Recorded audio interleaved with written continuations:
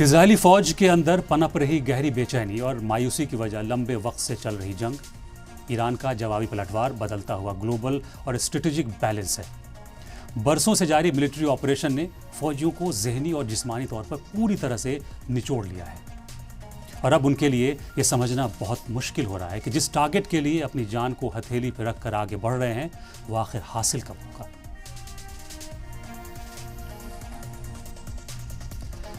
गजा की जंग में इजरायली फौज के पास टेक्नोलॉजी थी, एयर सुपरमेसी थी, आयरन डोम जैसा डिफेंस सिस्टम था, फलस्तीनियों के खिलाफ नफरत थी और बदला लेने का जुनून था। फौज को अपनी ताकत पर भरोसा था क्योंकि सामने गजा में अनऑर्गेनाइज्ड हमास के लड़ाके और निहत्थे अवाम थे। इजरायल आर्मी को इन 3 साल में कभी लगा ही नहीं कि उन्हें गजा से कोई चुनौती मिलेगी, कोई चैलेंज मिलेगा। अपनी ताकत और हथियारों के गुरूर में वो चूर आगे बढ़ते गए और गजा को उजाड़ते, जलाते, मारते और बर्बाद करते चले गए। मतलब आईडीएफ ने अपने आप को रीजन की एक नाकाबिले शिकस्त ताकत मान लिया था और इसी ताकत के दम पर इजराइल ने एक नई जंग का दफ्तर खोल लिया। लेकिन अब जो नई जंग शुरू हुई तो सामने अवाम नहीं, मिलिशिया नहीं, कोई अनऑर्गेनाइज्ड फाइटर ग्रुप नहीं, कोई छापामार गुट नहीं है, बल्कि सामने ईरान है जिसके पास रीजन की ताकतवर फौज है, जिसके पास हाइपरसोनिक और सुपरसोनिक जैसी एडवांस्ड मिसाइल्स का जखीरा है, जिसके पास हजारों सुइसाइड ड्रोन्स का खजाना है, लाखों की फौज है, समंदर पर किसी को भी शिकस्त देने की कुव्वत है।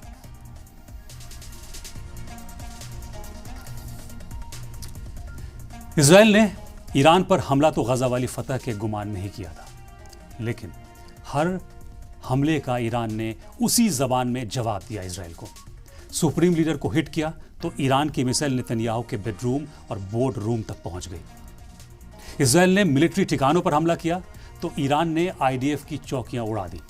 बुशहर और अराक जैसे न्यूक्लियर साइट्स पर अटैक किया तो जवाब में ईरान ने डिमोना को बर्बाद कर दिया। साउथ पार्स गैस फील्ड पर हमला किया तो इजराइल की अशदोद तेल रिफाइनरी और गैस रिजर्व को ईरानी मिसाइलों ने हिट किया।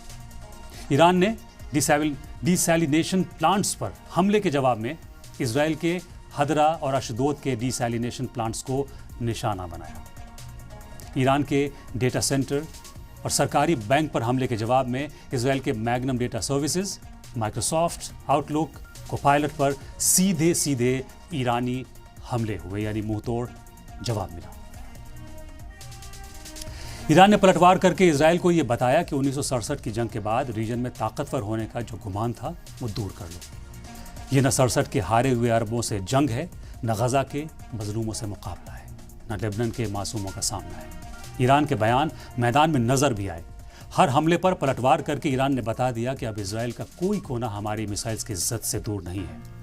आयरन डोम का जो ढोल बरसों से पीटा जा रहा था, उस ढोल को ईरानी हमलों ने फोड़ दिया है। ईरान की जवाबी हमले की ताकत ने फौजियों के मन में यह खौफ भर दिया कि अगला हमला उनकी अपनी छावनी या उनके घरों पर कभी भी हो सकता है।